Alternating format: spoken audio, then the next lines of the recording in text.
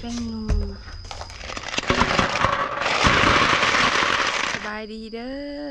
สบายดีตอนเศร้า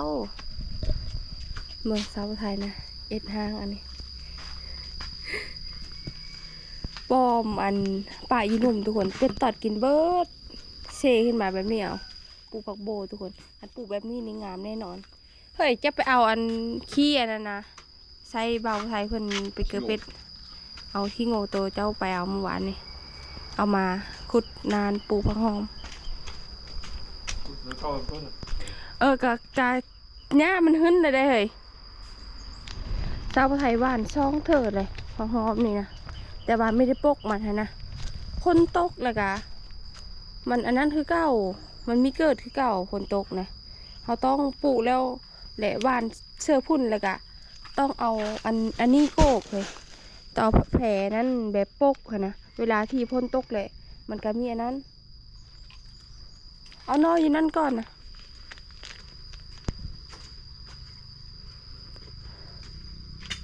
สบายดีเด้อพี่น้องกินที่ไม่แห้ง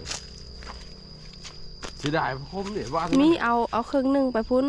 ขุดเครื่องหนึ่งพุ่นวิทย์นั้นละบานเลยเพราะว่าไปพุ่นน้ำมันยา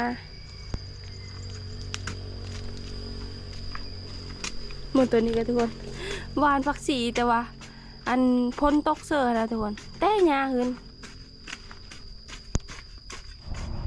ปลูกผักโบผักหอมเอาไว้กินนะเวลาที่เจ้าฮันเล่หมักไปผูแล้วก็หมักก้นเอาไปอ่ะก้นไปหลับเสือกระหอกต้องมันปูนี่มะเพชรเศร้าไทยก็เริ่มได้กินแล้วทุกคน1 ต้น 2 3 4 5 6 ต้นป้าทุกคนเพลงขอปลูกผักปูย่าไว้กินหยัดมาโบบกะมันดีลามึนเชื่อกมอะโวคาโดปลูกพอได้กินทุกคนเลยปลูกชาวไทยนะมักปลูกเครื่องคล้องอ้อมเพื่อนเพราะว่าได้กินเปิ้ลแล้วก็ออกมาเด็ดกินได้นะทุกคนมันแบบไม่ได้ไปไก่นะมาลูกหญ้านานผักชีตัวนี้ก่อนหวานก็อ้ออยู่ได้แต่ว่าพ่นตกเสือเลยมันอันนั้นจังไปเสือเบิดฝนตกแล้วแหละแบบยามนี่นะต้องเอ็ดเคียงคู่กันกับพ่นเลยเราต้องห้าแนวมุกจึงได้กินผักยาม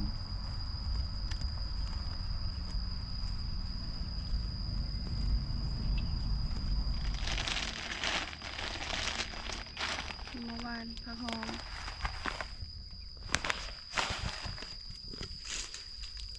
หวานและชุดก่อนมันออกลายอยู่เลยทุกคนแต่ว่าจ้างมันไปเซอร์เบิร์ดมันไปน้ำพ่นคนตกจะไม่เห็นนานเห็นบ่โซนเมืองนั้นมันออก มันไม่ออกตัวห้าเขานี่โซนเมืองนั้นมันออกแบบโซนเมืองนั้นเลยได้แต่ว่าแบบมันไม่พุ่นเซอร์แล้วกะมันคนตกเซอร์แน่เห็นบ่เบื้องนั้นนะตัวนั้นบังเลยบ่ตัวนั้นบังเลยมันหึ้นนะตอนนั้นนะพนตกเสือมันเปื่อยคนตกเซอร์เอาคุณตกเลยกะเอานั่นอีกเอามุ้งอีกมาตกอีกมันจึงได้กินอันนี้ไม่ได้กินวานชิปเธอกับคนตกเซอร์นั้นไม่ได้กินนี่ว่าวานเสือจริงๆแล้วเดี๋ยวละเท่าไหร่ซื้อกันเราเฟซก่อนนี่ที่ปูด้วยตัวนี้ปูแต่ปีกายค่ะแหละกมันหักแหละมันขึ้นโป่งงาเอามาเมื่อเจ้าบ่าวไทยวานพุ่นเสียก่อน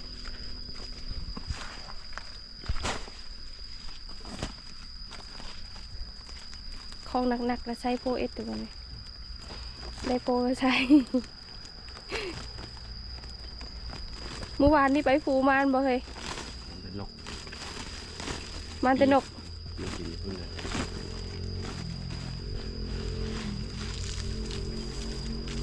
เอาคุณวานปกเลยวานปกเลยก็ได้วานหน้าแล้วเห็นเลยวาน หวานประเดียวเลยก็ได้ เบื่อปะ มีแล้วมีว่าคือหวานหมดเป่านี่เขาแบ่งไปเสิร์ฟนานพักโบแน่แต่หวานโป๊ปกเลยก็ได้ แบบหวานเอาพุ่นปกเลยนะเวลาแบบสไตล์แบบว่าเขาหวานป่าเลยแหละแล้วแบบมีแต่ฮดซื่อๆนะไม่ได้เสิร์ฟพุยมีแต่เขาเสิร์ฟพุ่นเคาะแล้วก็มีแต่ฮดบัดนแต่ก็ท่ากินอย่างเดียวเลยคันท่าเขาเอาอันแง่งอันนี้นะปกเรือมุ้งมาปกนะทุกคนชาวไทยได้กินแล้วบางหอมนะคือส้นบางนั้นนะมันกำลังแตะเบื่ออ่อนๆเลยทุกคนกำลังจะพอกินเลยเพราะว่าเบื้องนั้นนะพ่นมันไม่ถือนะแต่ผัดเบื้องพี่นะพ่นมันถือนะมีเห็นมันไปน้ำพ่นเบิดมันเปื่อยเบิด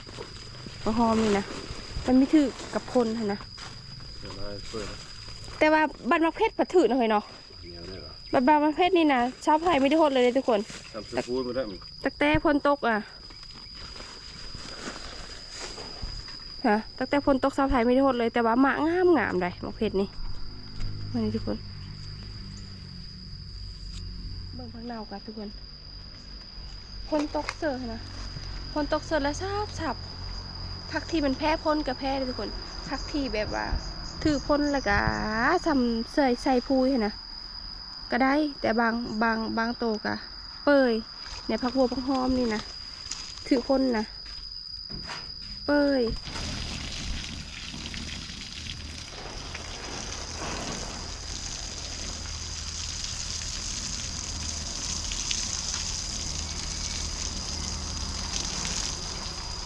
พักคมมาเดินสับอ่อนไก่เสร็จคมที่แซ่บเพิ่งเราไม่ได้กินอ่อนไก่ผักกระยำนี่5 อย่างเลยแล้วก็แผงพร้อมผักหอมนะบ้านเจ้าไผ่นะมัน5,000มัน5,000จ้ะน้อยหนึ่งกระทิบหนึ่งตำแก้วกระเบิดเลยนี่แหละจังหวานกินเองนะ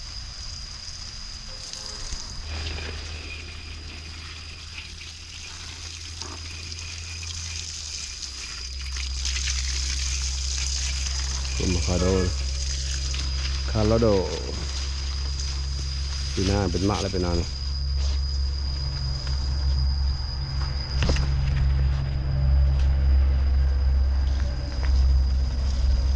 มาบวบ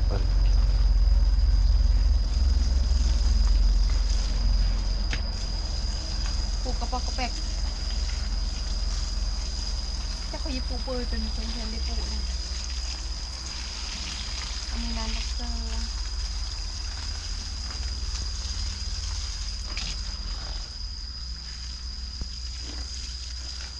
ผักบัว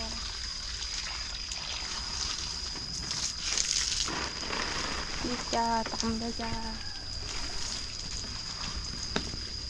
ก็ปู เต็มล่างบ้านนะชาวไทยนี่ก็โบเลยตัวนี้ จะปูเอา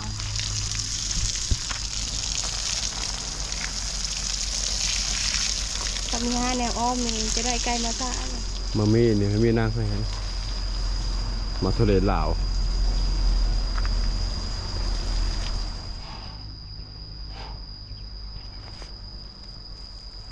กางมุ้งเพื่อพัก จะอยู่ ยังครบ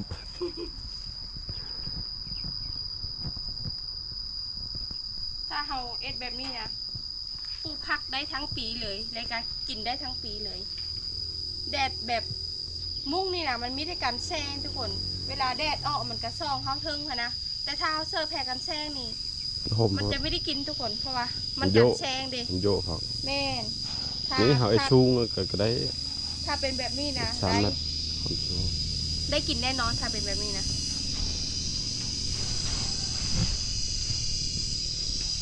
มื้อนี้ก็ได้หอยแครงลงไปงมกระเป๋าไทยมันได้ทุกคนนี่หน่อยใหญ่ๆ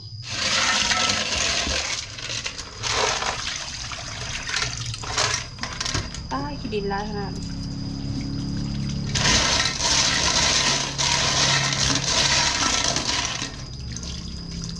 น้องสาวเพิ่นมาเตะเองทุกคน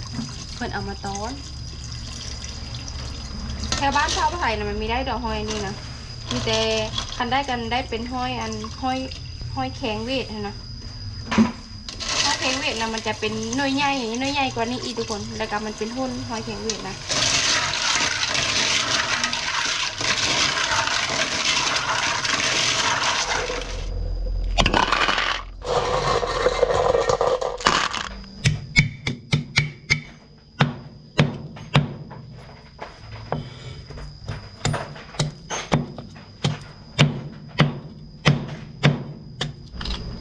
ล้างเลยเรียบร้อยเขาจะมาโลเซอร์โฮห้ากับโฮจักเสือทุกคนไปไปแปลงโต๊ะสร้างประจำโต๊ะทุกคนเลยจับไป อันนี้จะเป็นฮานน้อยๆของสาวไทยเองทุกคนฮานเสริมสวยมีใหญ่แล้วก็มีน้อยเป็นตะแพงทุกคนจับเลยโซนนี้ก็ไม่ปุ้งนู้ไปเจออยู่เหินอย่างเดียวจับเลยจับอยู่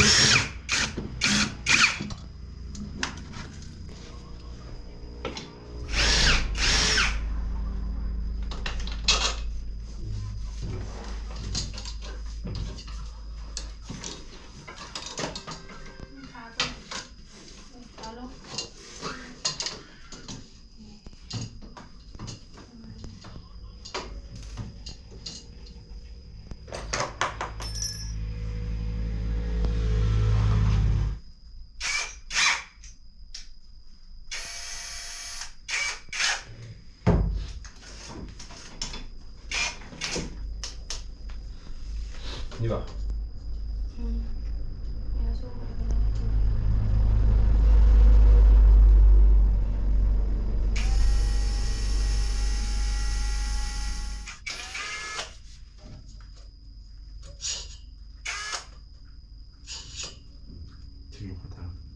ไปโต๊ะเฮือเมปุ้งโซนเมปุ้งก็ยังมากินลวกหอยแครงเขาก็จะตั้งเวลาทุกคนสาวไทยจะเอา30 วิทางน้ำมันพดกระคักก่อน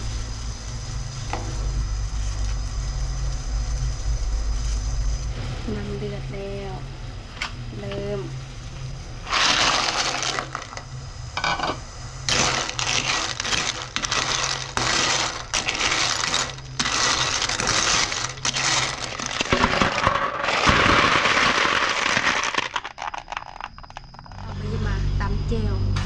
ตำเจียวส้ม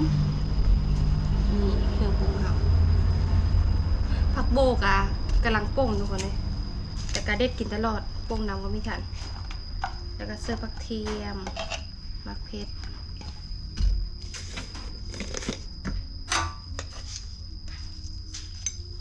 ใส่แป้งนัว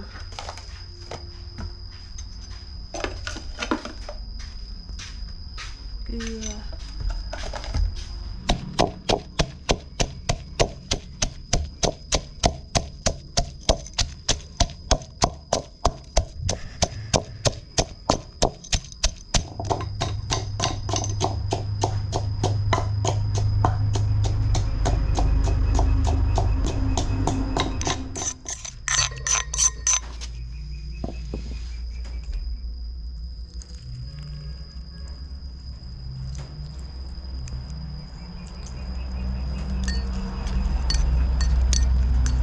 ได้ทุกคน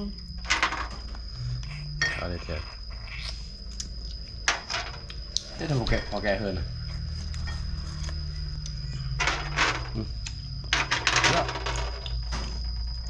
ปาเห็นไหมคะ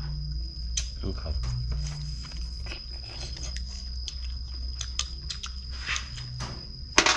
ดูกันนะเพิ่งกินได้กินเท่าหนึ่งได้เนี่ยมีกินตลอดอยู่ทะเลเพื่อนเนาะอยู่น้ำเสียน้ำห้วยอยู่ให้หล่อเธอกินกับมือแล้ว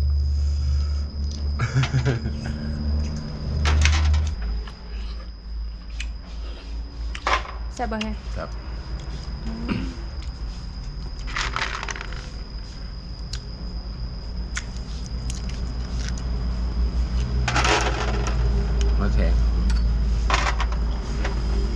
ล้ายกับหอยสาย ฮะ กะมัน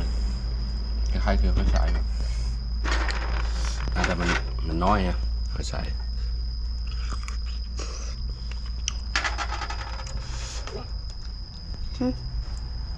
กินเลย อันนี้กินข่อยไปชื่อตี ว่านี่ไม่แกเห็น จะออกเฮ้ยนี่เบ้อไปเถอะเดี๋ยวไม่ได้ ใช่ปะ